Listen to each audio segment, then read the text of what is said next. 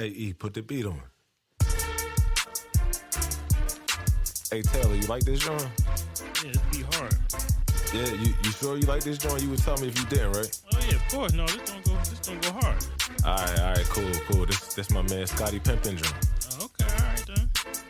Matter of fact, I got something for this. Got something like what? Welcome to the top shelf, where the flavor so hot, but you will not melt. About to take you on a ride like you never felt. Up and down real smooth like a carousel. Moving in our own lane, no parallel.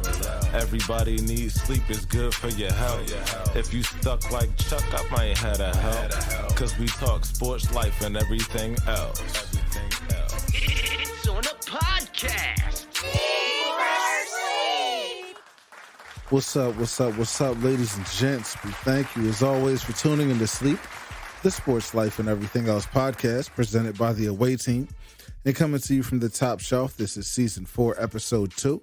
My name is Michael Roberts, a.k.a. Mike on the Mic, and I'm joined by my co-host, Taylor Suber. Yes, sir. What's going on? What's up? Taylor, how you feeling? I can't complain, man. You had a good week? Yeah, always. Yeah, every day alive is a good week. Getting that paper? Yeah, trying to, like everyone else. Absolutely, man. You got to. These gas prices is fluctuating. Yeah, you know, it is what it is. You got to get where you got to go, so it comes with the territory. Got to get in where you fit in. Yep. And our producer, E. Yo, what up? Behind the boards and the mic. E, how you feeling? Yeah, I'm feeling good. Had a pretty good weekend. You know, I can't complain. I'm here, man. That's what's happening. That's what I'm talking about. As long as we all here, it's all good. You can follow us on Twitter and IG at Sleep is for You. That's S.L.E.E.P. I.S. the number 4 Y-O-U. Subscribe and listen to new or old episodes on Apple Podcasts, Spotify, iHeartRadio, Stitcher, Podbean, TuneIn Radio. And our episodes are now also available on the Sports Life and Everything Else podcast YouTube page. Yes, sir. It took us a little while to be able to get that together, but now that's up and running. YouTuber. So you can listen to the episodes via YouTube as well. We're going to be having more video footage getting on there from episodes that we shoot here in studio. The tube. But like episodes, leave comments, show love, show hate. We here for it all. Our website, sleepisforyou.com, is also back up and running. Everything's not up there yet, but you can keep an eye out for things to come. We got some new content going up there. We're going to be putting our information regarding the guests that we've had on previous episodes back up there. And just check in and see what we got going on. That's right. But our showtime this evening is 5:02. Let's spin. We're going to start off with some NBA discussion. The Sixers went on a 3-game skid, losing at Phoenix, at home to the Bucks, and at Detroit. Thanks, I would not argue, to Doc Rivers' fourth quarter rotation. Yeah, they was looking real bad, man. But they turned it around and shellacked the Charlotte Hornets in South Philly yesterday, dropping 144, almost a smooth $150 on them. Taylor, did you catch that Hornets game? No, I kind of knew they were going to, after you lose 3 games, kind of like the way they did, I kind of knew they were going to give Charlotte that work. So I was checking it every now and then, but I didn't really get a chance to see. I'll try to watch the next. They got a bunch of games coming up, they're trying to finish out the season. So I'll try to catch a couple of these games that's coming out right now before they start putting people on the bench them last 2 games probably. Yeah, resting people up for the playoff run. Mm-hmm. They square off with Cleveland this evening. Yeah. I have them getting a W, especially with Evan Mobley and Jarrett Allen out. That's right. They both out, yeah. But the Sixers sit in 4th place in the East. And a win tonight would tie them with the Celtics, who are in 3rd. Mm-hmm. Do they got the tiebreaker over the Celtics? I'm not 100% sure about that. I know they won the 2 games early in the season, I think. I'm not sure. Then that would mean they have the tiebreaker. They played 3 times or 3 or 4 times? I would think at this point they've played 3. 3? Okay. So they should have one more on the schedule. No, I don't think they have. They don't play Boston no more for the rest of the year. Oh. So If they won 2 games, then they got the tiebreaker over them. I think. I'm not sure. I would have to to check. I don't know. Trying to check that out. Yeah. Just It looks like they lost to Boston. Yeah. They lost to Boston. Oh, so they got the tiebreaker then. They beat Boston. Yeah. And they beat Boston. Oh, okay. So then it's going to go to the division, and whoever has the best record in the division, it goes there. And I don't think the Sixers have a good division record. The last time I checked, they were like 6-8 or 6-9, and I think Boston was like 7-5. So they might be at that 4th spot, which is fine as long as you stay out of. I don't, what I mean, we saw it happen last year. Top spot. Yeah, just three or 4. As long as you in the playoffs, you can control whatever you got to, and if you're a good enough team, you'll get to the promised land. If not, you're just going. It's a wrap. Exactly. All these teams are pretty much evenly matched if you think about it, because you can see all the records are kind of the same. Ultimately, the destination is the Eastern Conference Finals, because if we get there, then you have a good shot. You can pull everything together, push through the Eastern Conference Finals, and then after that, you know what I'm saying, you're on the biggest stage. So yeah. But like I said, all these teams are evenly. They like pretty much all the Eastern Conference teams. They all are like 2-star teams. So you got 2 really, really good players, and you got everyone else. That's pretty much all. 6 teams, damn near all 8 teams that's going to make the playoffs. They're all similar. So we'll see. It's going to be interesting when the playoffs start in a couple weeks. So I'll be intrigued. Speaking of winning teams, I want to give a salute to Toronto and Atlanta, who are both rolling on 5-game win streaks, and a double salute to Memphis, who's on a 7-game win streak without Ja Morant. Steph Curry, who's been sidelined with a left foot sprain, announced this week he'll be back in time for the playoffs. So I guess you could say that's good news for Golden State. I mean, of course, they want to try to get Draymond Green back as well. He's playing. He's playing now? Okay. He's playing, but he's like playing with gum on his shoe. He's not the same player he was back in the day, I'll tell you that. Trying to get back in the playing shape, I guess. Yeah. Clay like he's damn near back. He put up like 35 on somebody. Okay. Yeah. So he's back, and he's averaging close to 20 points, and he's only played like 30 some odd games. So that's what's up. Clay is back in business. Sorry. There we go. Speaking of teams that are doing pretty well right now and are in a good spot, shout out to the Charlotte Hornets, Brooklyn Nets, and the LA Clippers, who have all clinched play-in berths, which means that they're guaranteed a spot in the play-in tournament. Those world-famous LA Lakers are right now on the outside looking in. They're in the 11th spot, a game behind the San Antonio Spurs. I think they're tanking. I don't know why, but I think I just think it's a wrap. Think they're throwing it in? Yeah, like if I'm LeBron, like what's the point? Like what's the point of me playing 2 extra games? We get in, then we get smoked. And like I don't like he's not playing tonight. I think only reason he's playing right now is trying to get the scoring title, which is that's that weirdo stuff. So he can say, "Oh yeah, I got the scoring title." Like, come on, man, get out of here, man. How old is he now? 37. 37. Yeah, got the scoring title at 37. He might be the oldest player to ever. That's what he's trying to do. He's trying to add on to his legacy, even though his team was poop this year. Well, they were straight dumpster juice this year. They're terrible. The Lakers kind of speak for themselves this year, and a lot of the blame goes to Russell Westbrook, and a good amount of the blame goes to Frank Vogel. But that deserves to go around to the whole team. No, it goes to LeBron. He the one that won it. Russell Westbrook, so it was his fault. Ooh. He wanted him, and then you got him. There you go. Well, y'all know how it goes. Taylor takes any chance he can. That's who he wanted to stick the knife in Brian. That's who he wanted. He wanted. He wanted Russ. I get it. Broke jumper Russ. His jumper been broke for the past pretty much his whole career. Yeah. Russ has never been known as a shooter. Yeah, Yeah,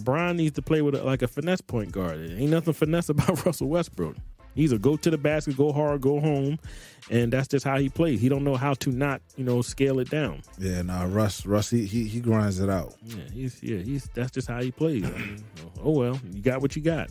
So right now the Lakers sit 2 games ahead of the Kings. They are just outside of playoff elimination.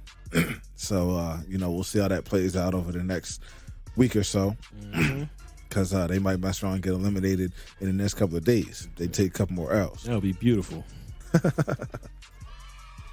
Let these young cats that that nobody knows. Let them get their shine. Let Luka get his shine.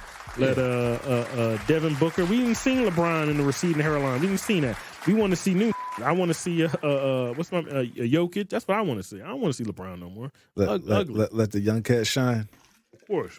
Let these young bucks get in. Let Ingram, because I think Pelicans have come up. They've won a couple games in a row. They've actually done better with that C.J. McCollum trade. Yeah, the Pelicans are in. They're 10th. They're in playoff position. Play in position right now. And they're playing very, very well to these last 15, 20 games. They really done a good job. Salute to Willie Green, former Sixer, down there coaching those guys up down there. And they've had people missing games and everything. Brandon Ingram hasn't played in every game, but they're still winning games. And Zion ain't played all season. He ain't played all season. You know what I mean? But everyone else is balling. You can't name nobody else but C.J. McCollum and Brandon Ingram. That's it. You can't name nobody else on that team without Zion winning. The young boy Devontae Graham is on that team. Yeah, he's a good player. He gets busy. Yeah, so salute to New Orleans coming up from out the depths of hell. They're sitting in 9th place right now. Yeah, that's good. That's so good if for the them. playoffs started today, they'd be playing the Spurs in the play-in round. It's always good to make the playoffs. Oh no, they'd be playing the Clippers. Sorry.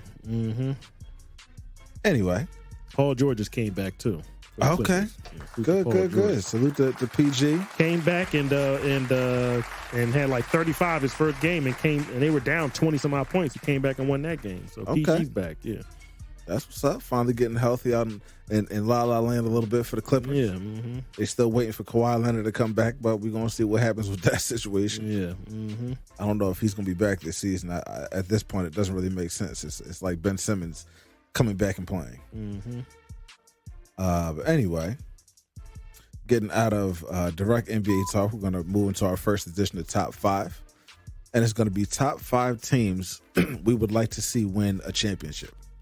Now, this is regardless of whether we actually believe they can or not this year. This is no indication of whether we believe they can or can't.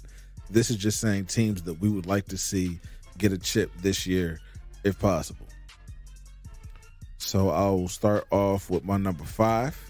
And it's going to be a team that's familiar with the finals because they played last year and they won it. It's the Milwaukee Bucks.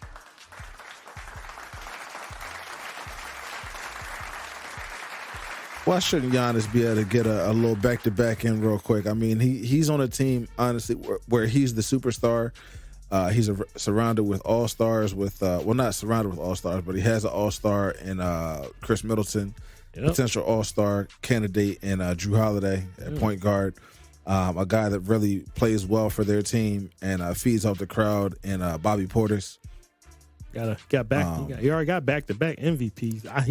He's my MVP this year. If you want to ask me, did he get back-to-back or 3-time Defensive Player of the Year? Oh, I'm not sure if he got. I don't know about that. I think he might have gotten that 3 times, but he's gotten MVP, like you said, back to back. Every year he's improving his game, like every year. So like last couple of years ago it was a 3-point shot, and now his mid-range games is crazy. Like he's coming down the court around 12, 14, 15 feet and just hitting, pulling up, pulling up and fadeaways too. Like every year of his game, Every year he's getting better at some part of the game. He was always good dunking, and then he started the low post. Then he started his 3-point. Then he had to get his free throws together. Now he's a mid-range. Can do everything. He's the real Superman. He can do everything. He can do it all. And they've got almost the same cast of characters as they had last year. So he's getting it in, man. He's pretty much propelled that team all the way up to where they at right now. He's the man, and he's younger than Embiid. You feel like he's been in the league forever. He's only 27. Yeah, it's because he came in young. Yeah, slept in the stadium and all that stuff. He wanted to get better. I can always salute anybody that wants to get better. I can never hate on nobody. Yeah, that's just he's every year he's gotten better in his game. He's already good. He can easily just be good and just be a Hall of Famer. He's a really good player. And we saw amazing progression with the Bucks over the course of the past 3 to 5 seasons, from being the first place team in the East, catching L's in the dropping playoffs, off out of that, getting knocked out in the first round, second round, Eastern Conference Finals, and then they were able to finally get over the hump last year. So.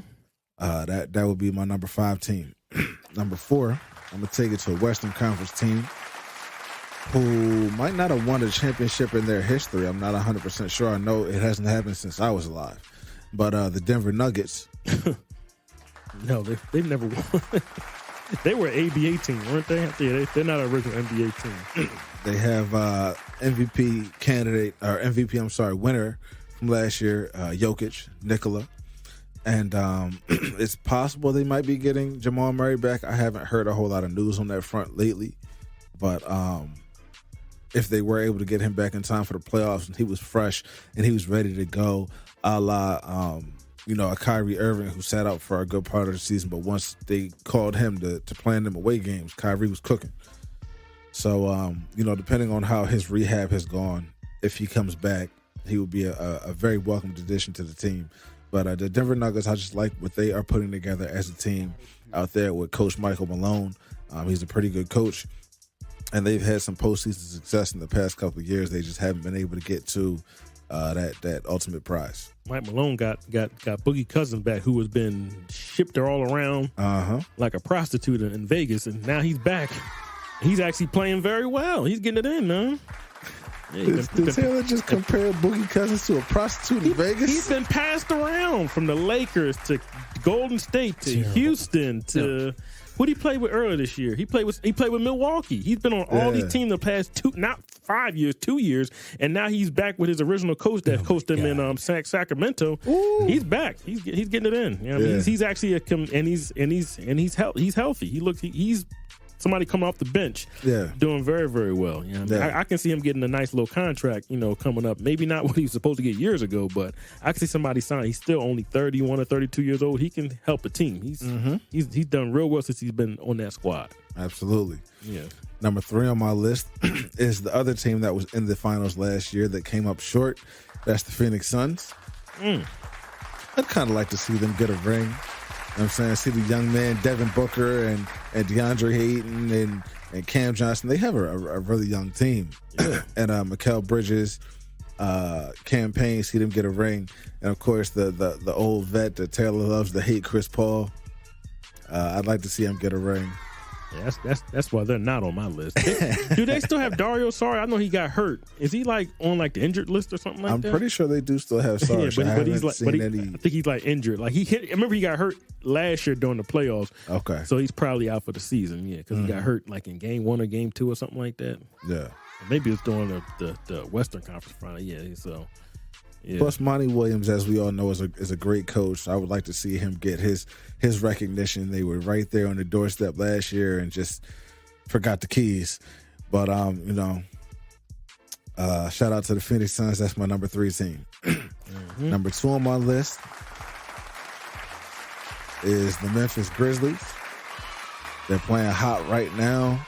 They're playing hot without Ja Morant. Obviously, when he comes back, he's only going to add to what they have going on. But unfortunately, I don't see them winning one this year. But they do have a young, hungry nucleus that's looking like it's trending towards the right places as far as getting better and working towards that goal of getting to a finals and getting a chip. I definitely like what they're putting together down there, especially after the way things broke up with the last. I guess you could call it. I'd call it a regime. I was going to call it a dynasty, but they hadn't won anything significant down there. But with Mike Conley and Zach Randolph and Marc Gasol, Tony Allen, those guys, they had a team that was competing in the playoffs for a couple of seasons, and they all, went separate ways, whether it was via trade or free agency or whatever the case may be. So it's nice to see the Memphis Grizzlies comes back and be relevant again, because I hear it's a good basketball town. They just retired Zebo's number.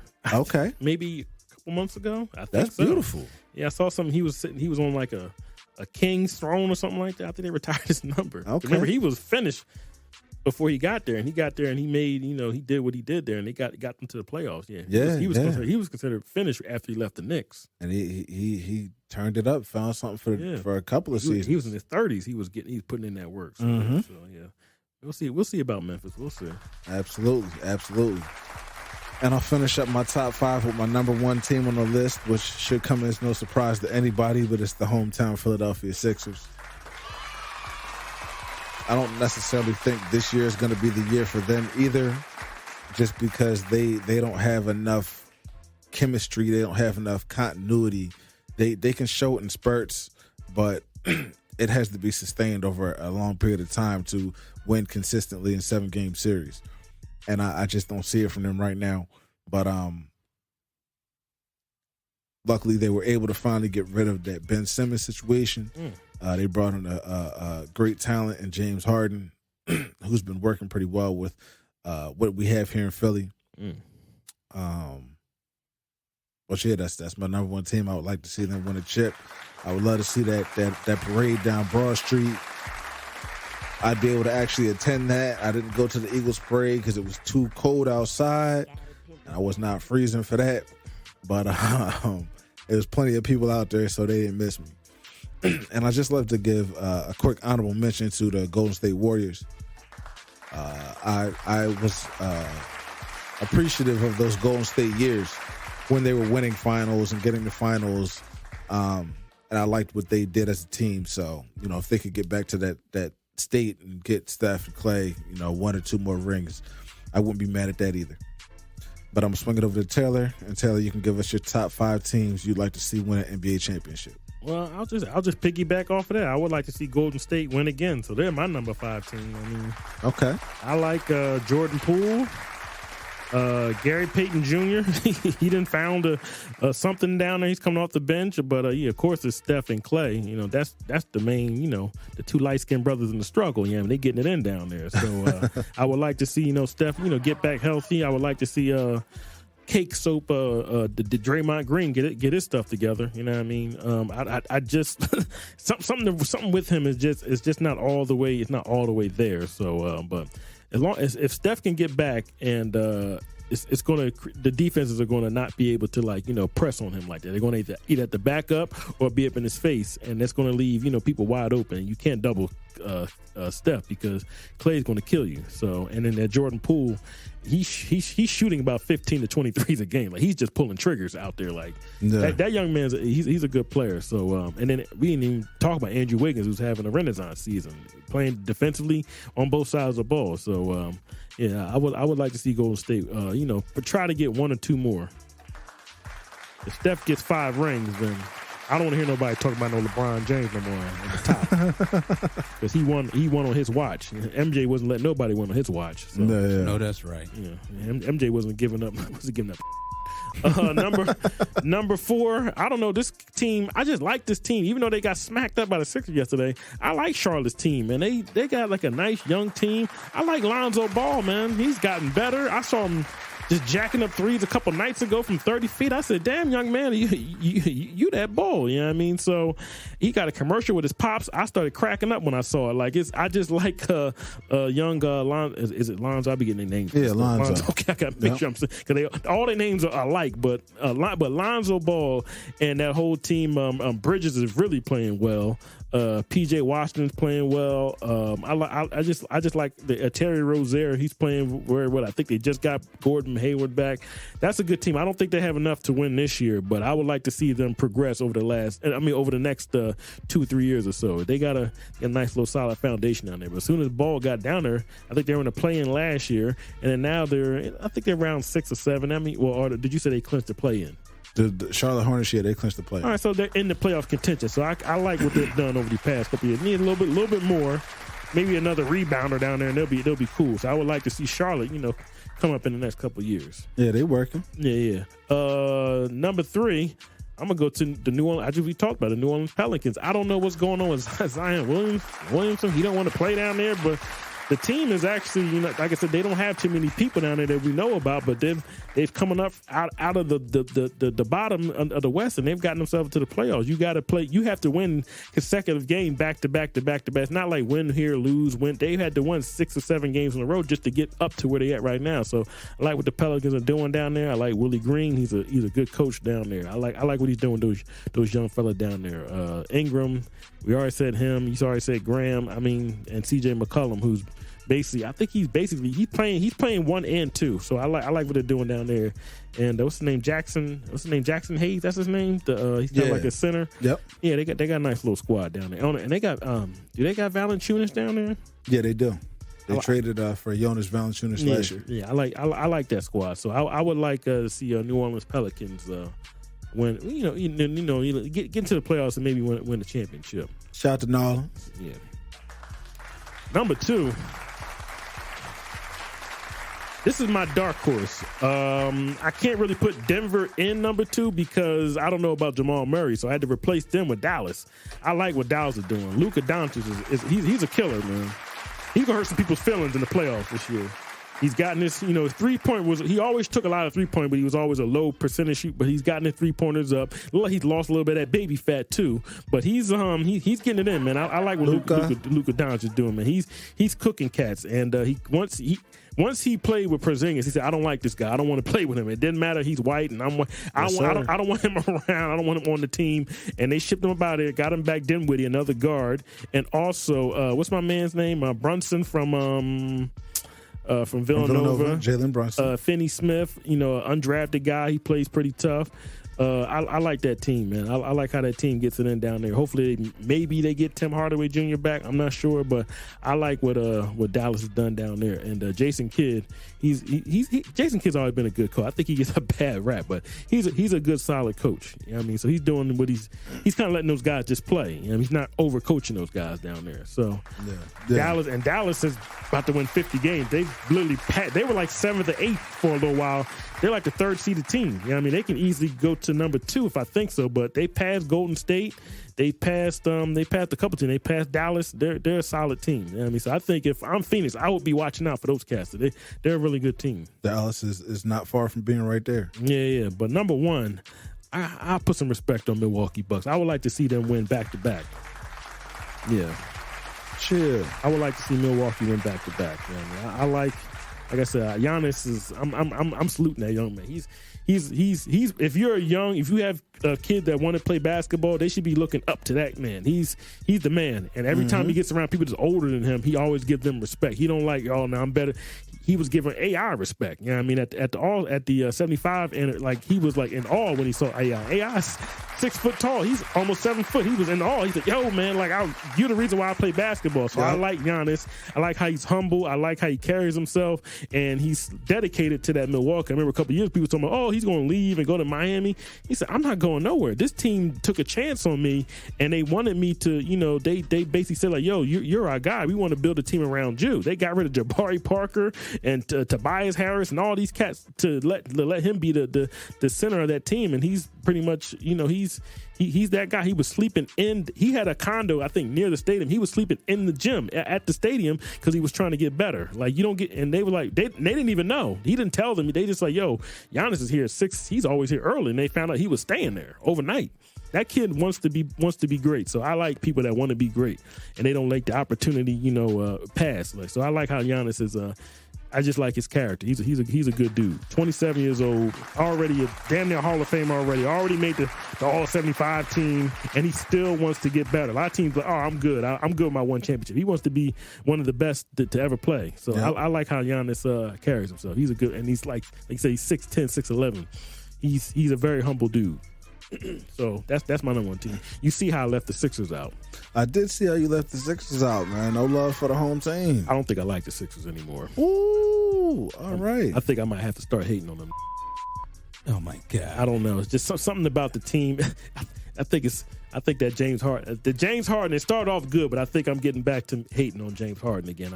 Something about him is just bothering me, man. He always bothers me, man. I don't know what it is, man. Just gets to that point where he starts getting on your nerves. And now I'm rooting against him. I don't want to root against him. I just don't like something about him. I just don't like, man. Oh my God.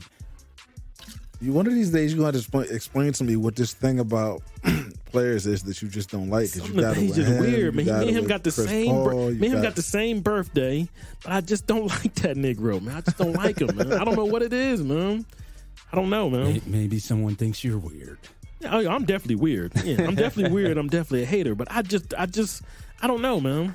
I don't know, man. I know you. I'm glad that they got rid of the light-skinned loser. I'm glad they got rid of him. I'm not going to say I'm never going to say that, but I don't know, something about that cat, man. I'm just not feeling it, man.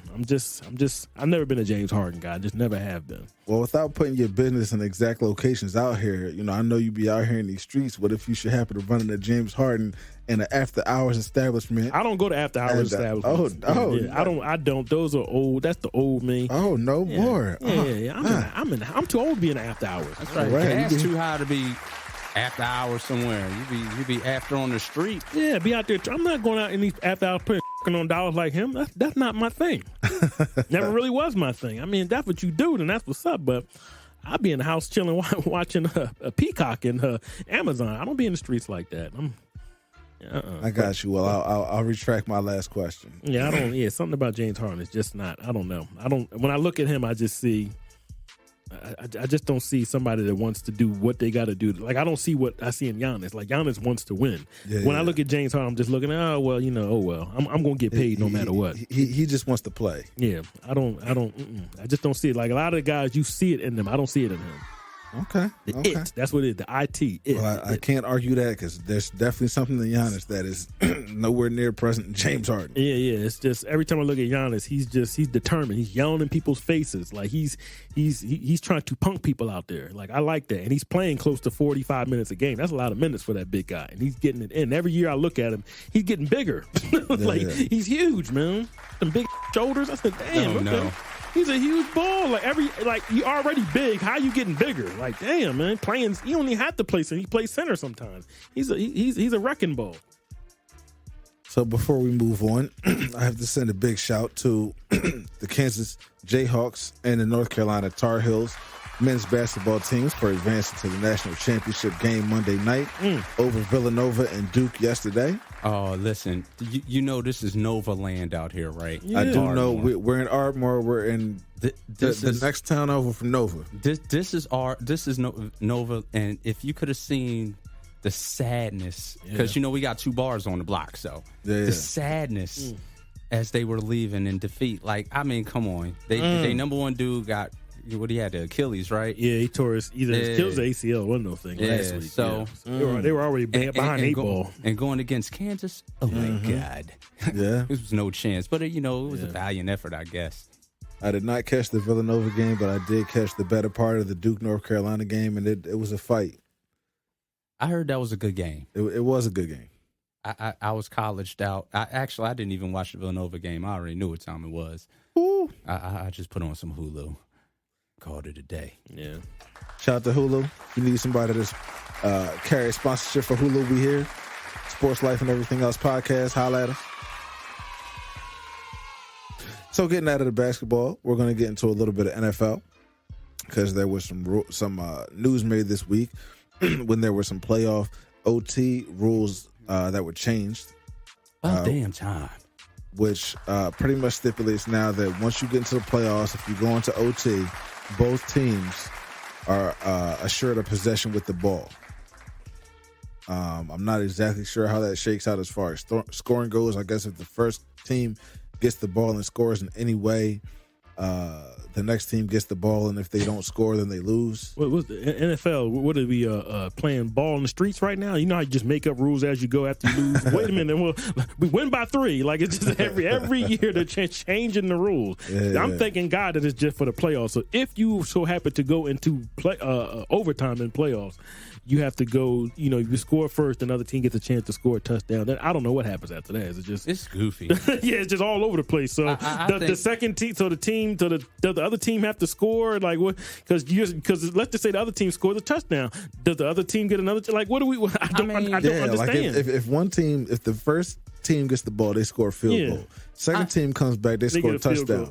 Does the other team get the ball back? Well, no, the touchdown team, they win. I mean, like, right? Because I'm saying, like, it's not really making no sense. Don't get me wrong. I like more football, but it's like, damn, are y'all just gonna change the rules every 3 years? But you know what? I hated that rule. Think about it.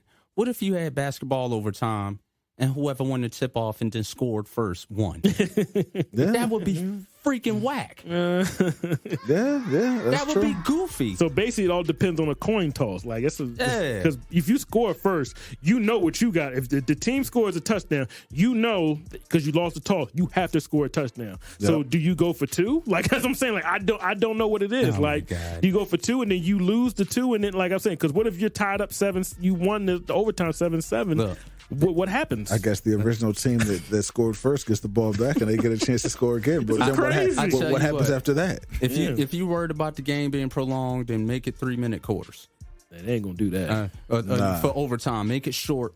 And so they rock it out. I don't know. I don't have the answer. That's above my pay grade. I don't know. I mean, I think it was like 25 or 26 to like whatever the other teams were. So that'd be 4 or 5 teams that didn't. I don't know. So I guess, like I said, it's only during the playoff. Thank God it's not during the season. That's all I care about. If it's during the playoff, that's fine. During the regular season, we do still have ties out here. Yeah, regular season is still the same thing. If you can't score in, it was 10 minutes, then as you SOL, you shit out of luck. So you just lost. You know what I mean? Or you lost or you got a tie. So I don't mind that. So there was another rule change announced in the NFL this week which affects directly minorities and women who are in positions who are trying to get on staff with teams. Pretty much moving forward, next season, every team has to hire a minority or a woman candidate on their coaching staff somewhere. Mm-hmm. And that's a beautiful thing because it's been rough for getting certain people just a look as far as coaching, and it's very qualified guys who just end up having to go to an assistant role or having to go down to college coaching ranks because they can't get a shot in the NFL. So I guess this is a step in the right direction. I mean, we're still not talking about black ownership. But I guess that's a conversation for another day. What do you think about that, Taylor?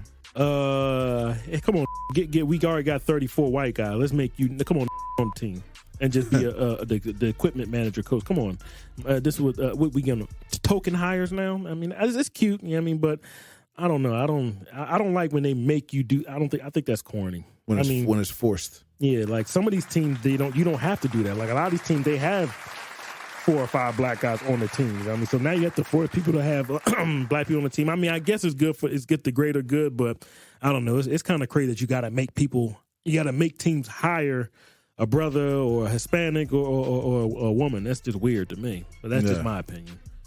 I agree. We're on the same page as far as that goes. In other NFL news, going down south to Tampa, Bruce Arians stepped down as head coach of the Tampa Bay Bucks and leaves the reins to Todd Bowles, who was the defensive coordinator last year, as well as the year when they won the Super Bowl. Yep. A lot of people have been clamoring for Todd Bowles to get a head coaching shot, as well as his counterpart on the offensive side, Byron Leftwich, but it looks like Byron is going to stay put. And, the team will be under new leadership next season. I mean, it'll be similar leadership because Tom Brady announced he was coming back from retirement. Yeah, Tom Brady's the coach. But if you guys want to, Tom Brady's the coach. He got that old white man up out of there, and he want to be the coach. And you can coach the defense. And Brian Leftwich, you know what I want to do. So I mean, because I'm older than you, so you just tell. I know what I'm doing. And then this is the Tampa Bay Tom Brady Buccaneers. This is what this is. Was Tom Brady playing before Byron Leftwich was in the league? Yeah. Tom what's his name? Leftwich is probably only 40 years old. Tom Brady's 44. He came in before you and is still playing after you. Yeah. Well, Leftwich Leftwich had a nice arm, but he had weight problems, and he's not the athlete that Tom Brady is. Yeah. Still is. And plus, he played on all them raggedy teams, probably getting broken up. Playing with the Jaguars. Yeah, I ain't got time for this, man. So, but he's a smart guy, and he knows. He's been coaching for the past couple of years, so I'm glad he's getting the offensive coordinator. Like I said, it'll probably lead up to him being maybe it won't. They don't like hiring black people for coaches. Yeah, unless the Jets. We were just talking about that. Todd Bowles got it. Oh yeah, coach the Jets. The Jets are terrible. Can I get a good team? So at least Todd Bowles at least getting credit for coaching this team, even though he's not. He's just another, just a place. He's kind of like a figurehead. He's just a figurehead. He's not the coach though. Tom Brady is the coach. He's probably running the meetings and everything. Oh man, talking about watermelon and what they're gonna be having during lunch. Tom Brady's running the whole show. Yeah. Talking about training, he probably when they put out their training camp, that's Tom Brady's what he want to do for training camp. He might have it at his house. Yeah, we gonna be at my yard, throwing passes and running 7-on-7s at my crib. Yes, sir. Mm-hmm. Terrible. All right. Well, moving out of football talk, we don't really get into it that often, but we might be adopting it a little more this coming season. But Taylor has some Phillies comments for guys. For everybody that's local Phillies fans. We're getting ready for spring training. Oh, spring training's already here. Spring training's already started. I'm sorry. Yeah, the season starts on Tuesday, a Thursday, a Friday, something like that. Yeah, season starting soon. They had to compress everything because of the lockout. Yeah, but now they're gonna be playing like 20 games in a row. They're gonna get all these games in because these cats they want their money and they signed off on it. So yeah. So I'm ready for baseball. So listen, the Phillies picked up Kyle Schwarber and Nick Castellanos. That's all you need, man. You just need somebody that can go up there and hit 25 to 30 some odd homers. You got to protect Bryce Harper. You know what I mean? So I'm excited. I've been watching some of these spring training games. I be getting hyped, man. And the game don't even count. Okay. So I'm like, if you want to root for a winning team like I do, you know what I mean? Because the Sixers, I don't know. I'm not seeing it, but I see the Phillies, making some noise this year. Now, the only thing about it, their pitching is very suspect. I was about to say, did they address the pitching? Pitching is very suspect. Because we know the Phillies, they're a little shaky when it comes to the pitching. That's what it is. Because pitching, you have to pitch in the. You just can't beat teams 15-7. That's not going to happen. You got to be able to shut some teams out with the pitching. You can't just outscore everybody. I think the bullpen's okay. The bullpen has been trashed the last 2 years. So if you go up to just above average, that's better than being awful. Okay. So they got rid of my man Hector Neris. They got rid of that. They got and brung in another Dominican. You know what I mean? So they're just replacing Dominicans with Dominicans. But but I think I like what the bullpen is right now, but I like the bats that they grab, and I like the young people. Finally they got some young players that's finally come up batting. My man Mickey Moniak, who was the first overall pick 4 or 5 years ago, is now finally, I think he smacked 2 home runs today in spring training. So they finally got somebody from their farm system playing that's going to make the team. And Bryson Stott, who's either a third baseman or a shortstop, he's hitting over 400. He's in around 500. So they're going to make the team no matter what because they've expanded the rosters in baseball this year because of the long season. So usually 25-man roster, they're going to give you a 28-man roster from now until I think June. Okay. So you're going to be able to carry extra pitchers and extra players, and they also brought in the DH for the National League. So now, if Bryce Harper don't have to play in the field 160-some games, he can go in DH and just hit for 40 some odd games. And that's was really good why they brought up Schwarber and Castellano, because Castellanos not really a really good defensive player. He's passable, but he can play the DH. Kyle Schwarber can do DH. JT Realmuto he don't have to catch all those games. He can go to DH, and they can still be a viable lineup from 1 to 9. No one comes to the park to see a pitcher hit. I don't want I want to see one. I want to see 1 through 9. I just want to see people just blasting home runs out the park. So now that they brought the DH into the National League, everyone's playing on the even playing field, and it's going to be lit. Okay, you're going to have double hitters or 2 games in one day. They back to full. They're gonna get in the whole 162 this year in a confined months, but they don't get it in. They not shortening nothing. Everything is going to be copacetic, and of course you got the rain outs. You haven't even factored that in yet, so you'll get plenty of baseball this year. You're going to get, like you said, Phillies might have 4 days off the whole year the way they got this season set up. So, but you're going to need it because you're going to have good to have the expanded roster and the designated hitter. So I'm excited for the Phillies, to make some noise because Atlanta lost a lot of people. They won the World Series this past year. They lost a couple of people, and they got some people coming back, but they're coming back from injuries. So I think they can get that top spot. I don't believe in the Mets. The Mets are always trash, and Miami's always a work in progress. And in Washington, they don't have nobody down there but Juan Soto, and that's it. So the Phillies are stacked this year, and they finally got Bryce Harper some protection, who is the reigning MVP of the National League, if you didn't. Yes, sir. Yes, sir. Do people even know about that? I mean, MVP. I don't think anybody even knew that you have an MVP in the town. Yes, sir. No, they know. They know. So you heard it here first. And he's white. Taylor told Celebrate y'all, that white boy. if you're an MLB fan, especially if you're a Phillies fan, the season's going to be lit this year. It's going to be lit. You might catch me at the game a couple times. I'm going to try to get down there. Ooh, we might have to go live from the game. Yeah, I'm going down there. Why don't Yes, you get sir. some fries from Chickies and Pete's? That's why I like to go to the game. Yeah. Get some grub. Mm-hmm. Ain't nothing wrong with that food down at the ballpark. Except them prices are ridiculous. Make sure you got your money right if you go down there.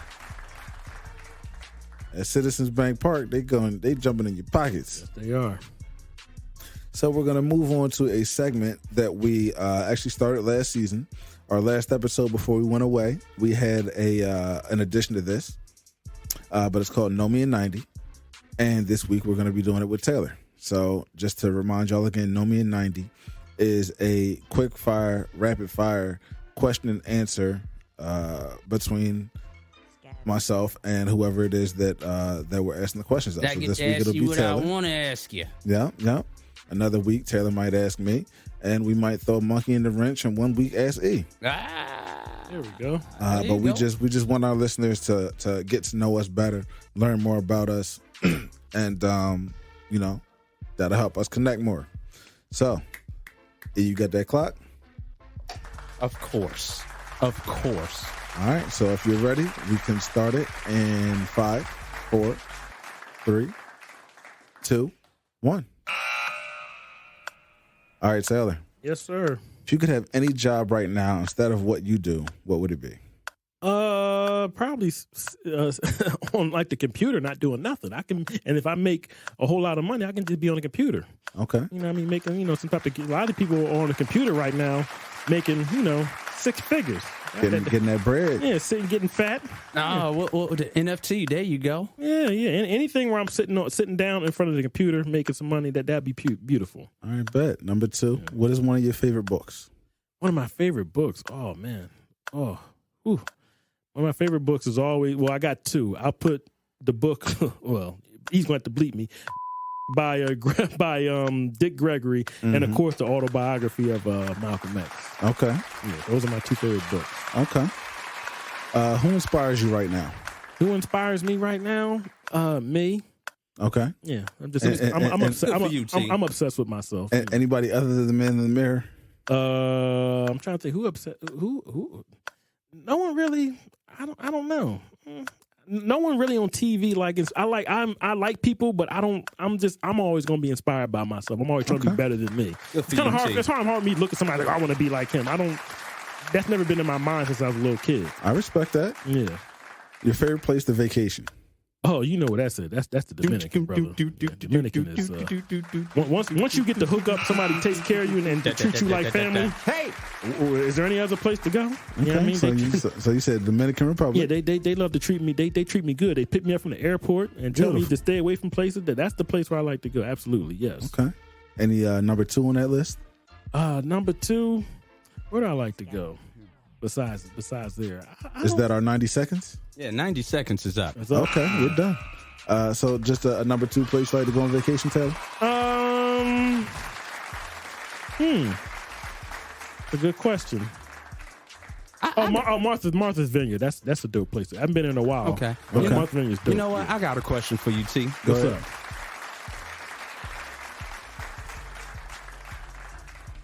If you could drive any electric car on the market right now, they just gave you one. Yeah. What would it be? I like them Teslas, man. The one just passed me with some hit. Drove right past me in a Tesla, and he was looking fly. He had the curls, he had the hat, and he had the beard, and he came out the left hand lane. I said, them Jones are smooth. He had like a bronze color type Jones. Okay. Them Teslas are kind of dope, man. Yeah, I wouldn't. Okay. I mean, I don't. I mean, but it's some other tough electrics coming out right now. Yeah, so. I've heard. Yeah, but something about that Tesla, they look dope, man. Like I remember when they first came out, I wasn't really like but these last couple of years, they got like different kind. They got the compact, they got the Jeeps too. You know what I seen? They good looking cars, man. You know what I seen yesterday? Man. Me and Brittany went to Giant, and we seen a Tesla with a tow hitch with a big horse trailer on it. Was it a car or just? It was like the Tesla car. Yeah. You know, the little. Maybe the mini SUV, but the fact that it had a trailer hitch. Yeah, that's crazy. My man Reese got a Tesla. Burning up all your juice. My man Lou Stone got a Tesla. Taylor, you know Lou. Yeah, I know Lou. Yeah. You know Reese too. I know both of them. Yeah, they both got Tesla. So I'm trying to get on Team Tesla as soon as possible too. I like the look of the car. It's dope. Man. It's a dope car. Yeah, man. All right, well, in Know Me in 90, Taylor, we only got through 4 questions. So we're going to have to work on picking that up a little bit. Save them for later. But yeah, exactly. We'll save the rest for next time. I'll try to get some for you. Yeah. Even though I've been knowing you damn near my whole life. Yeah, well, we'll do it for the people. Yeah, this isn't for me and you. Some of those questions you knew already. Yeah, most of these questions I know the answers to already. But just want to put me on the spot. That's exactly. Cool. This is for the people. And when you get your chance, you can hop in here. You can ask me questions. I say we can do this again in a couple of weeks. You can never put Taylor on the spot. If you're always ready, you stay ready. You don't have to get ready. Am I saying it right? That's right. You stay ready. You don't gotta get ready. There you go. All right. Well, that was Know Me in 90 with Taylor this week. And moving out of that, we're going to get into this week's Common Sense Space. And it's been in the news since last Sunday. Unfortunately, our episode aired or was recorded pretty much just before this happened. But everybody knows at this point about the slap heard around the world. Oh my God. We can speculate as to what the motivation was behind this slap. You know, a lot of people think it was Jada Pinkett. She didn't like that the joke was said. Will had to go and defend her honor. A lot of people say that they feel like it's just Will being pushed past the point too many times. Too many people disrespecting him. This is so and ridiculous. You know, I love it. like I can't get enough of it's just been ongoing all week. All kind of jokes. Everybody's talking about this slap, so we had to air out our little thoughts about the Will Smith to Chris Rock slap. So was Will Smith right or wrong for slapping Chris Rock? That's our question for this week. And he is from Philly. Yeah, I mean, so it's in our area. It's in our backyard. We from Arkansas, then we won't have to talk about it, but he's from Philly. Exactly. Listen, exactly. I'm not one to tell somebody how to feel. You know, when it comes to your significant other, you know, but I just think the timing was bad. It would have been more gangster in the green room or the press room. You talking about the slap was bad? Yeah, I'm not saying I disagree with the slap. I mean, like I said, I can't tell you how to feel as a man when it comes to your significant other. Yeah, you know, but I just think the taste of it and the timing of it was just horrible. Yeah,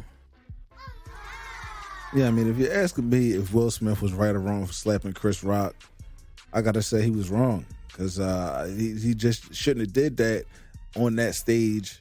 And I don't mean literally that stage, but just in that environment, in that situation. Like at that time, it wasn't a good look. It didn't defend him. It didn't defend Jada. And if anything, it just made both of them look a little crazier. And it's just difficult to defend and stand behind him doing that. Like Chris Rock was defenseless. It's not like he threatened their family. It's not like he said nothing that was that crazy or that outlandish. You know what I'm saying? Shorty got the baldy. He made a G.I. Jane joke where the shorty in the movie had a baldy. Like it fit. It was a whack joke. But yeah, I mean, honestly, like listen, that's what I'm like. Okay, you know, I mean, I seen G.I. Jane and G.I. Jane came out like in the 90s. You know we're in 2022 man? now. It's because I know of the they're doing remakes, but it's because of they put so much of their family juju out. Exactly. That's where I was going. That's where I was going. You know, you put so much of your juju out, and it's like it just makes people feel like they're like you're there to be talked about. Yeah, that's like they Cheaters. can say what they want about you. That's like on Cheaters when you trying to fight the cameraman, but he ain't the one sticking your lady. Exactly. Yeah, you trying to beat up the host, but he ain't the one doing it. Trying to put hands on Peter Panky because he put you on blast. Yo, this your boy Peter Pankney. Yo, he's fighting with the people. When I found out the boy Peter Guns was on there hosting shows, but I it was too much. Yeah, it's a check, man. Get them checks. He got a bunch of kids. Get that check, brother. Taylor, I want to hear your insight on it. Will Smith is being abused. I mean, this is clearly what it is. He's being abused, and he was coming out to all of us to say, I've been abused, but women can abuse men. She's been abusing that man for 20 plus years. And he went up there and slapped that man. I don't think it wasn't about Chris Rock. He was sick and tired of being sick and tired. So you're saying it was a cry for help? It might. I think it is. I think he's obviously going through something. You can tell. You can look at his face. He was like, yo, this man is unhinged. And the way she sat there and didn't move, that's how you know, like, because soon as he laughed, she didn't move. There was no response on her part. He laughed and she made the face. He went, and then as soon as he looked at his wife, he knew to go up there. That's bizarre. Like, I've never seen a man, like, once you put your stuff out there, now we can react. You putting your stuff out there. Yeah. We're not talking about Denzel and Pauletta. We're not talking about Samuel Jackson and his wife. We're not talking about Jay-Z and Beyonce because we don't know nothing about them. Yeah. 50 Cent said something years ago. He said, if you love that so much, you keep that to yourself. And he was exactly right. When you love something so much, you don't have to put it out there. You don't tell, oh, this is my girl, and you keep it to yourself. It's not like you're being secretive, but you're being private because you're trying to protect them from the shrapnel, from me, because I'm going to eat off of this for weeks. You better be lucky I don't have my own podcast. I would have been doing think pizza for 5 days. You should see the YouTube streets. They're eating off this. They doing think pizzas and round tables and all types of stuff on it. Forget the red table. They doing round tables on YouTube about this. Mm-hmm. But it was I just thought it was a bad look, man. He's obviously letting that woman control him. We've seen it. We've seen what she did to him we talked about it 2 years ago when she's sitting up there and looking at him dead in the face and said, yeah, I had some entanglement with a D-list R&B singer. like dang, baby. I mean, not Chris Brown, not Trey Songz. Did he say a D? Not Wanye from Boys to Men, August Alsina. Shoot, Boys to Men and then slip down the B&C list. I mean, how disrespectful is this? And I'm just supposed to sit here and just take this? This is crazy. In front of everybody. In front of millions. But you know what? And she talked him into doing it. And he sat there like a beaten man. Oh no! I absolutely agree with all y'all are saying. It has a lot to do with the fact that there's so much about their family that's just out in the streets.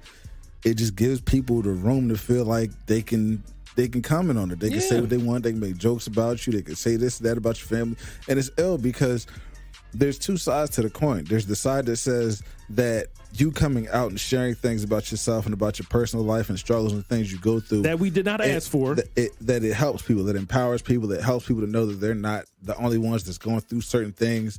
Even high profile people can go through things. But like I said, the other side to that coin is you open yourself up to jokes and comments and stuff from left field and all kind of things that aren't going to sit well with you. Isn't it ironic that he said, keep my wife's name out your mouth? Oh, we going to have her name in our mouths. We going to do the opposite. Listen. I want you to consider something, guys. Yeah. And that's that the Smiths are very strategic with things that they do. Yep. And how they put out projects and how they put out, they put their business, because don't get it twisted. They like Russians. They don't take a dump without a plan. Okay? So did you say like Russians? Yeah. Russians. Go ahead. I'm sorry. I got that line from The Hunt for Red October, one of my favorite movies. Never seen it before. I know of it, but I've never seen it. So that's not me. That's a line from the movie, but it makes sense. It fits. They don't just. I don't know. You got to remember something. These people are actors. Yeah. At the end of the day, I mean, they're people, but they're actors, and sometimes actors is like lawyers to me. You don't know when to trust them, and that's just my take on it. So it's I know because when they had the entanglements in the book come out, and then you got this, and then the red table, everything is to drive traffic to your personal stuff. That's just my opinion. Why is your husband jealous of somebody who's dead? Like that's disrespectful, man. Like he's not. Why are you still bringing up? Why is your daughter bringing up Tupac? She don't know him. Like, these are things that we know that's on social media. Why would she bring him up? That's learned behavior from her. She's talking to her while Will Smith is diving on, doing stunts and everything like that. She's talking to her daughter about some dead nigga. About Tupac. Yeah. Well, that's just disrespectful. If I was Will Smith, I'd have kicked both them niggas out the house. You're not gonna disrespect me like that. Are you crazy? Well, you got to remember, you got to watch social, because we don't know what's credible. these days. Anybody, it's almost anybody can do anything. The note she wrote, handwritten, and then posted it on her social media. Oh, well, I don't know. And she said, "Dad, Tupac, come save mommy from something." Like, this is why is that out? We don't want to know that. That was complete. I don't care if it's fake or real. You're disrespecting a man that's worth how much y'all think Will Smith is worth? I'm just going to ask you. I don't even know. Hundreds of millions. $400 million. How much? What more has this man has to do?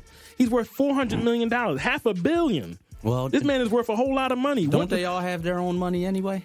Who? And aside from being worth all that money, that's because of him. He's an internationally known star. Yeah, that's because of him. It ain't because of her. It's because of him. He's the one that done all of. He's the one that's making 20 million movie. Not Jada. What movie has Jada been in the last 6 months? She was in a big blockbuster movie these past 6 months. Did y'all see it?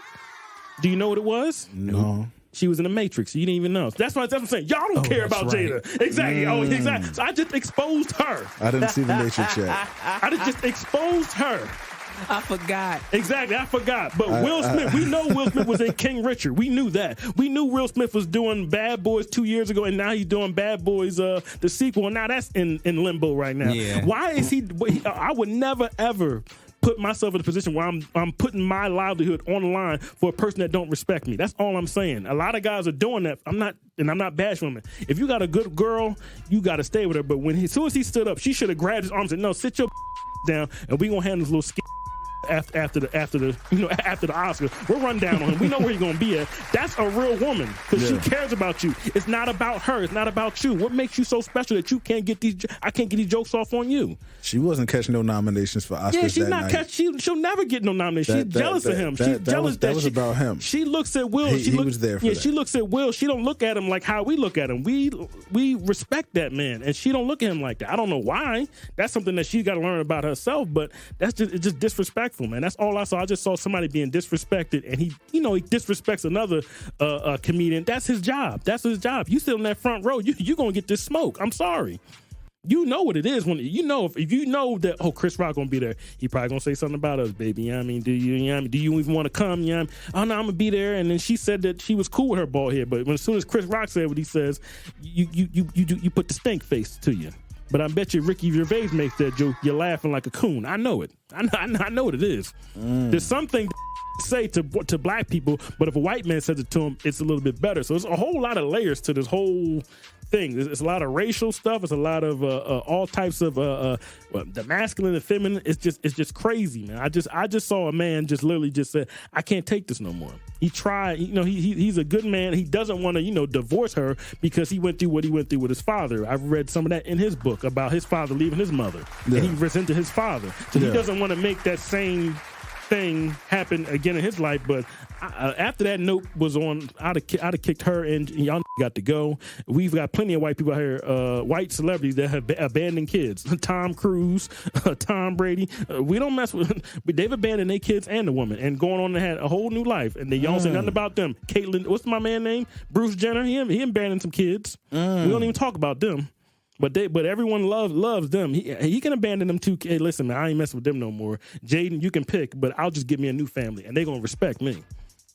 It's all he's not getting no respect at the house. Respect in the crib, man. I'm pretty sure she's cussed him out at the house and said, "You think everything's a joke?" Excuse my language. You can bleep that out. And because he laughed, he thought it was funny. Will Smith even said it during the acceptance speech. Y'all can make jokes about me all the time you want to. Y'all can make jokes on me, but when it comes to my family, but dude, you're sacrificing stuff. Your family, you're sacrificing millions for. And then even Richard Williams spoke out again. He said, "Nah, I don't condone that." He bigged him up in the speech, and Richard Williams said, "I don't know about that. I don't know about smacking nobody up on stage." I mean, they intentionally, maybe not intentionally, but they without certain regard, put their family in the way of bullseyes. Bullseyes. By putting all this incendiary information about themselves out in the streets. For all those that don't know what incendiary is, look it up. Y'all are carrying my name.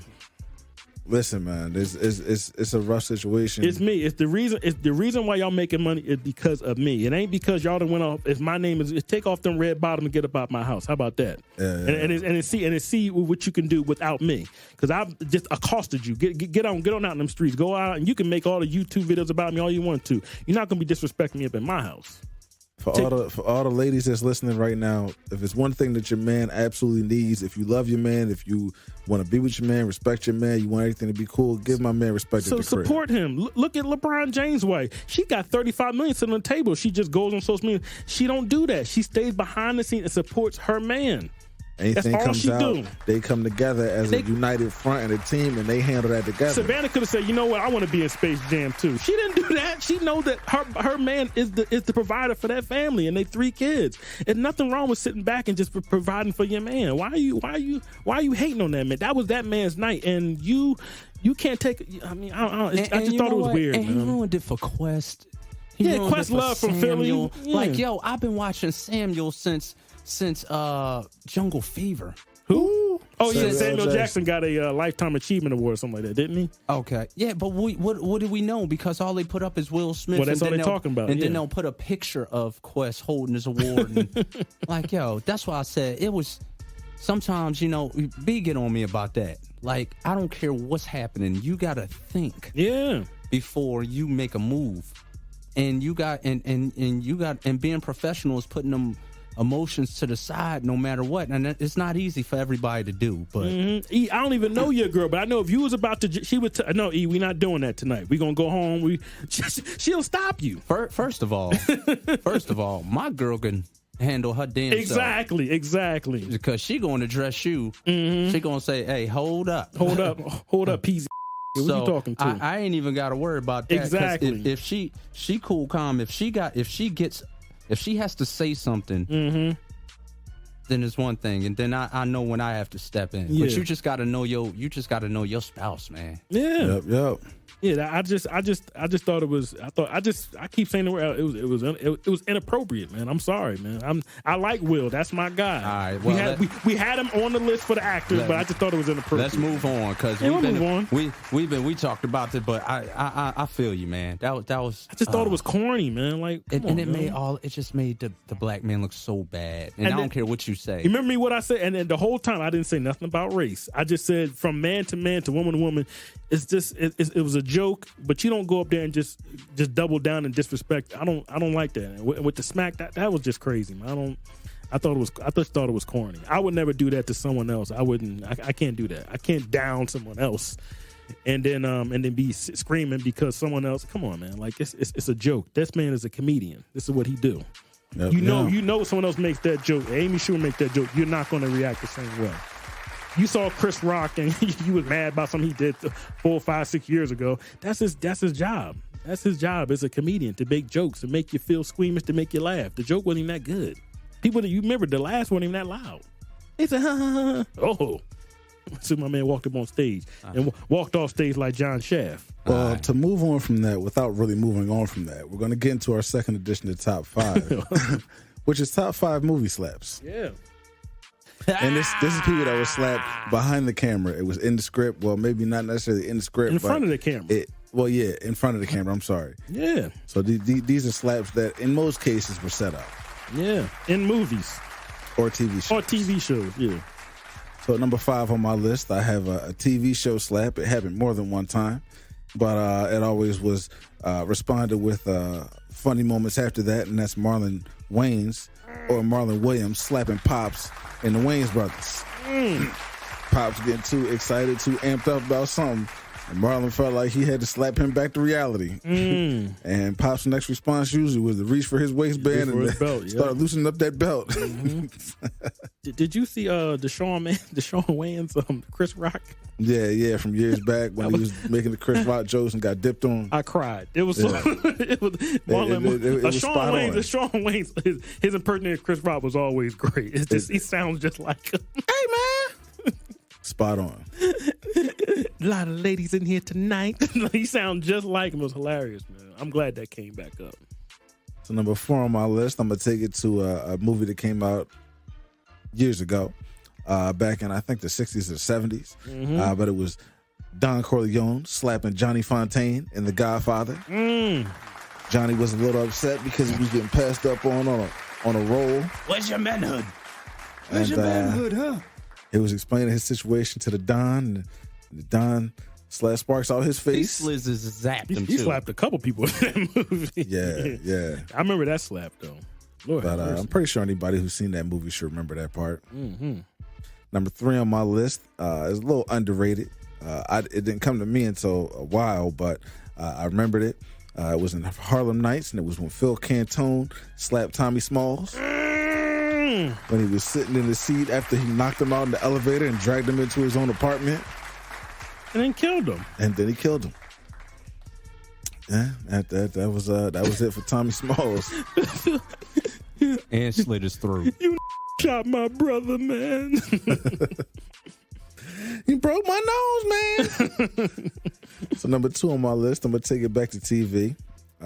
Just about everybody remembers this, but it was from Chappelle's show, and it was when Rick James slapped Charlie Murphy. What did the 5 fingers say to the face? What did the 5 fingers say to the face? Slap.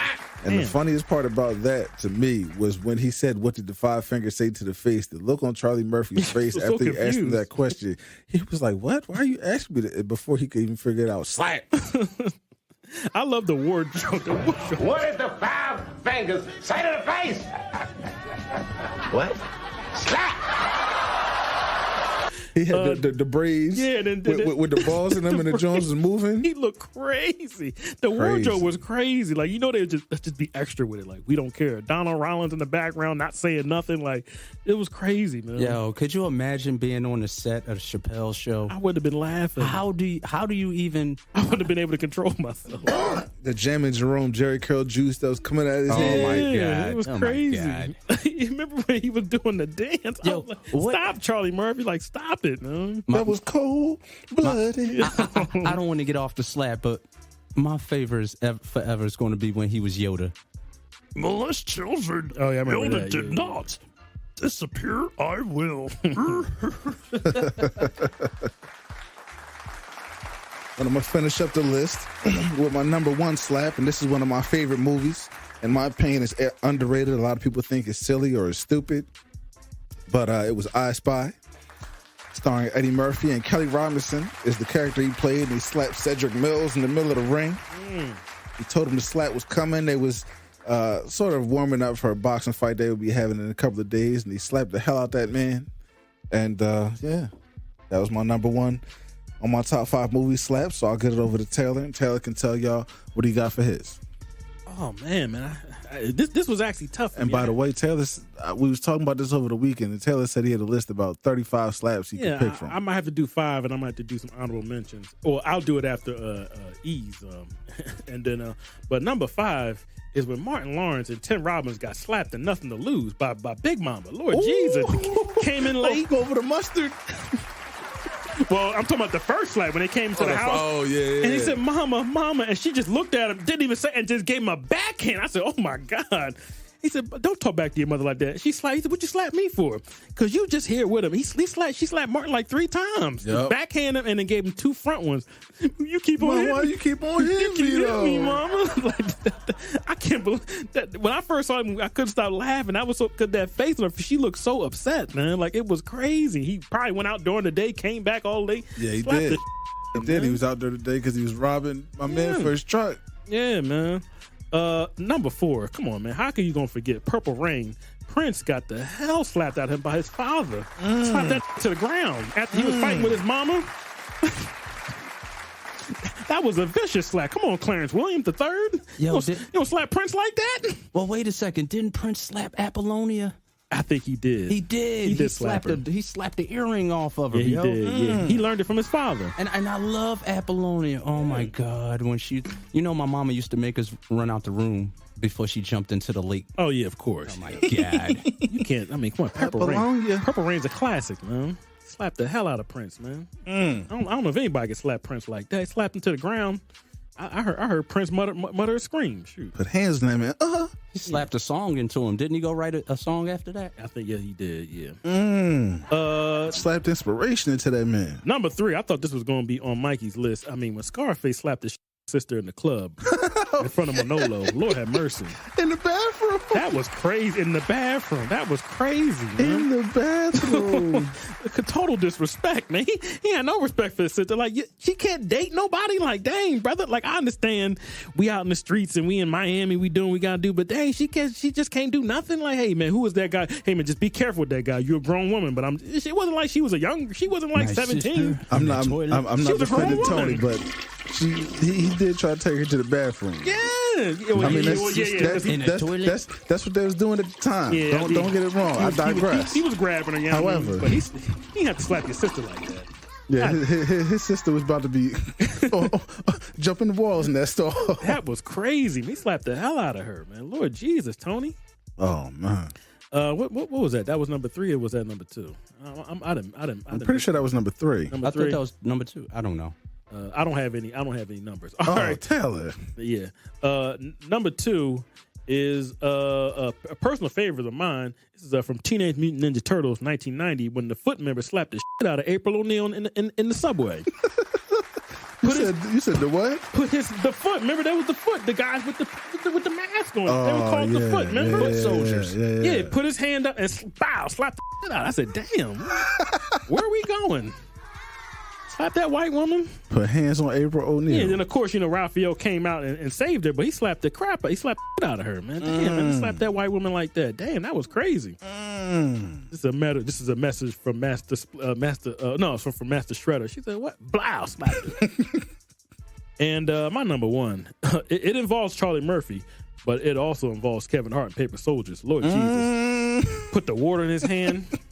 2002 Paper Soldiers. I'm not signing it. I'm not signing. Kevin Hart talking crazy. Yeah, I ain't doing this. I ain't doing that. Rip the paper up, and all you see is Charlie Murphy with his face. He's just disgusted by how he's acting. So he just gets the little bottle of water, puts it in his hand, greases up his hand, and bow.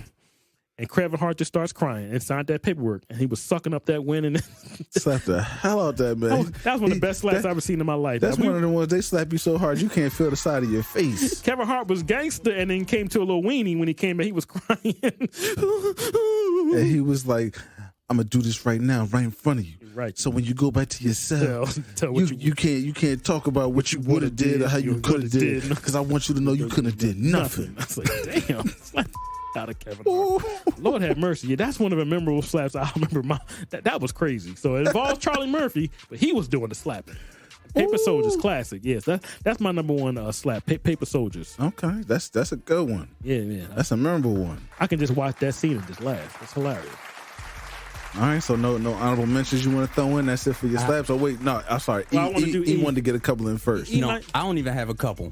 And I was just trying to look up his name on Google on the movie, the 1993 movie starring Wesley Snipes, Sugar Hill. When the ball player had Wesley girl when she called Wesley with the body. Yeah. And she went out right now. She went out with the ball player bull. Mm-hmm. Yeah, I remember that. And she was up at the apartment and she said, "Look, first of all, you was already talking to my man, and as soon as he messed up, it ain't take you but 2 seconds to go on a date with the ball player. And what happened to you? He slaps the ever living out of you." Lord have mercy. So sad. Oh my God. Go ahead. My fault. The line, he was like, that was Ernie Hudson. You are. Yeah. No. I'm sorry. No, Ernie Hudson played Lolly. I'm sorry. Ernie. That's the boy from Ghostbusters. He was Lolly. I'm talking about it was Vondi Curtis Hall. Yeah, but I can't remember the character. He played name. Mark Doby. There you go. Oh yeah, it was Mark Doby. Yeah, you're right. Yeah. Mark Doby slapped Nino girl. Said, "You know what you are? You are a." Only honorable mentions I had. They're from a couple of Mikey's favorite movies. In Goodfellas, when Paulie slapped the shit out of Henry in the backyard. Tommy, don't mess with Tommy. Don't mess with that stuff. Don't mess with that stuff. You hear me talking to you? He smacked him real quick. He said, "Yeah, I hear you, Paulie." That was funny. And then of course we got to go to Casino when Nicky slapped the shit out of his wife to get them diamonds out of her head. Slapped the hell out of her. Now come on, there's more in there. Come on. He smacked her. Yeah, you thought that was it, right? Thought that was it, right? There's more in there. I said, damn. And of course, Indiana Jones, he slapped the shit out of Short Rod when Indiana Jones was in a trance. Man, that hurt my feelings, man. Andy, come on, please. He just backhand. I said, damn, why you smack that little Asian boy like that? Damn, that was crazy. Hurt my feelings, that hurt my feelings, man. That was crazy. He was trying to get Indy back, man. I don't even know how he even got on the stage. You know what I mean? Indy about to burn somebody up. He came through the cracks in the crevice. Indy, come on. Slap the shit out of him. Slap him to the ground. That was funny. Yeah, I don't want to keep going with slaps. My list it goes on forever. All right, but if y'all want to put y'all slaps in the comments, please. And yes, hold on, for the show's sake, we don't condone violence. Yeah, we don't condone domestic violence. We're just talking about movies and entertainment. I don't condone slapping no woman. I don't slap mine up. No, sir. Y'all know Brittany. Does she look like the type of woman that's going to take a slap? I don't think so. I don't put no hands on my ladies. So we all good. I just want to make sure we put that disclosure out here for the podcast. Yes, we do not, under any circumstances, condone domestic violence, putting your hands on a woman. Everything we talking about is for entertainment, is movies, scenes. If you're thorough and you're a man, and if you have a standard, you will never even have to put your hands up to ever if you're a thorough man. But if you're a weak man, your hands are gonna be flying. But if you're thorough, I've never had any type of I never felt like I was in danger. I'll just say that. Well, speaking of that, we're gonna shoot it over to Taylor so he can give you T's thoughts this week. So Taylor, what's on your mind? What you want to share with the people? I want to salute to the Hispanic people out here, and I don't know if they're the Puerto Ricans or the Dominicans. I'm not going to say what happened. I'm going to keep it short. But I was in a little bit of a tight spot, and I went to, I'll just say 5. Not 1, not 2, not 3, but 5 black establishments, and 2 of them were closed, and the other 3 just couldn't help me. I went to Hispanic people, and not only did they charge me less than what was going to charge me, they did it real quick in 5-10 minutes, and I was on my way. So salute to Hispanic people out here treating black people good out here, because this is kind of why I'm kind of hesitant about giving my money to black businesses, because they're just very, I don't know. Maybe I went to the 5 wrong place, but I went to 5 places, and all 5 of them said, yeah, we ain't got it. Oh, man, I'm closed. Oh, I can't help you, brother.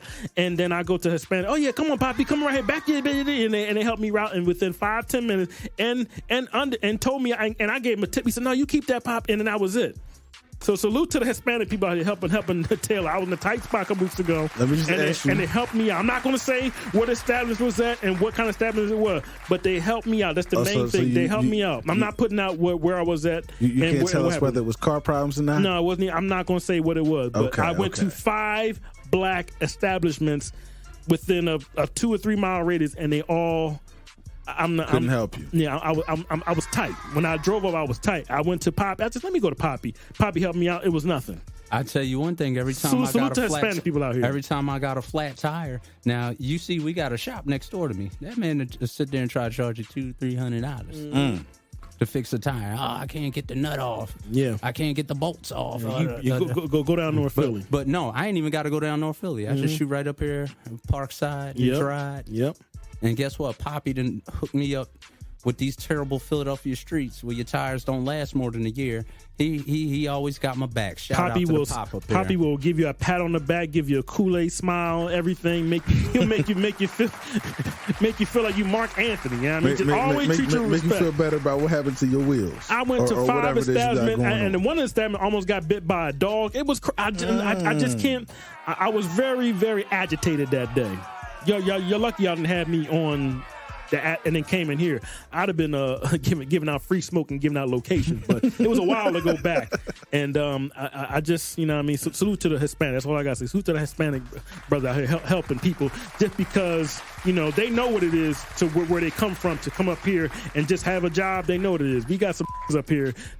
Who closes at 1 o'clock? Like, that's crazy on a weekday. That's weird. Must not need that business, huh? I mean, that's weird. Who on a weekday?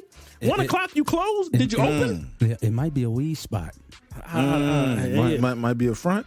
So we not trying to put nobody on blast up here. We gonna relax. I didn't say where it was at, but I don't like that. If I'm black, I have a statement. I'm treating everybody with respect. I was just saying, growing up in Philly. A very close relative of mine used to go to this one store. Yeah. It was either like outdated, it either expired, like nothing was fresh but the candy and whatever she did. Obviously, she was buying weed from there, but it was a fresh. As soon as I came on the block, I could have been driving past the spot. Hey, come on. Come on in, right here. I go to the one spot, I asked the black, hey man, he walking slow, he on his phone. I said, this is, no wonder we got slapping each other on the stage. We don't respect each other. We don't respect, this is crazy. Black people don't respect black people. Black people always talk about racism is against each other. Now, forget the white man. It's us against us. Why do we see each other and we feel like we have to disrespect each other? That's crazy. But when you get in front of the white man, you're cooning and you're doing the buck dance like Diddy was doing at the Oscars. Yeah, we're going to make sure everything's cool, everybody. Yeah, everything. Man, please, smiling man. on everybody's face. Smiling and cheesing and cooing with the Kool-Aid. Not Kool-Aid. Kool-Aid smile, man. Knock it off, man. People out here wilding, man. If I was white, they'd have been, yes, yeah, we got plenty of tires for it. Matter of fact, I'll take a tire off my tire, put it on your tires, son. That's a bad joint, man. I've been in the same situation plenty of times. It bothers me, and when I get there, I'm just gonna take my ass home. I'm out of here. I'm not gonna go back and forth with you. We're not gonna get nowhere. So I just bounced, and I found Poppy, and Poppy took care of me. Shout out to Poppy. Poppies all across this great nation that hooked the brothers up when they have some situations going on. Gave me a compliment on my car. Oh yeah, your car nice. I could have rolled there with a jalopy. He'd have said my car was nice. So salute to the Poppies. Ooh. All right. Well, that's gonna do it for us this week. We're gonna cut it a little short, but that's gonna be season 4, episode 2. We appreciate everybody again. Hanging out with us, giving us a listen. What's up, Taylor? I made an error last week. I said Terrence Howard was in that. It was in that Mental Society scene. Okay, I was wrong. Terrence Howard was kind of young. He was not in that shooting scene when Samuel Jackson shot that black man in his chest with that .22. So he was not in that scene. I'm just A.J. Johnson. I don't know who the guy was, but it wasn't Terrence Howard. So think you is Ron O'Neal or somebody? Ron O'Neal or somebody. Talk about you better pay it else. Yeah. Sorry about that, but yeah, we usually make errors at the end of the show from the week before. So I'm gonna throw that in there that I made an error. That was not Terrence. I get that movie confused. Yeah, I get that movie confused with Dead Presidents because they're the same director. Same guy directed the Hughes brothers directed Mental Society and Dead Presidents, and of course Terrence Howard was in as cowboy eating that chicken wing. And he was being disrespectful in that pool hall. Yes, he was. Put his blade on that man. Going in over there fighting that white man's war. Yo, but the pay fools. But you know what? The Payback, one of my favorite James Brown songs. Oh, that made me love that song even more. That was like the quintessential. When you put a song in a scene, they were like, this gonna fit well for this scene. That was perfect. My man came strolling in. So good, you're not gonna look back in time and say, "What's that song out about?" It didn't matter. It just fit that scene. My bad, Mike. I didn't mean to cut you off. Well, nah, you good, Taylor. Salute to you for being man enough to come up here and tell everybody you was wrong last week. Admit to that. There's a lot of people out here that's not on that wave. Sometimes I see stuff and I want to see stuff, but it's not there. You know how that happens sometimes. I get it. All right, so yeah, like I said, that's gonna do it for us this week. Follow us at Sleep Is For You on Twitter and IG. Check out the website, sleepisforyou.com. Listen to episodes via Apple Podcasts, iHeartRadio, Spotify, Stitcher, Podbean, TuneIn Radio, or YouTube. We are all over the place right now. Get with us. Listen to us. Support us. Comment. Tell us what we're doing right. Tell us what we're doing wrong. We're going to argue with you in the comments because we're coming for next right now. Nah, I'm joking. But yeah, Taylor, anything else you want to say to the people? Nah, man. Thank y'all, man. We'll be back soon. All right, next week. Love, respect, peace, and of course, water.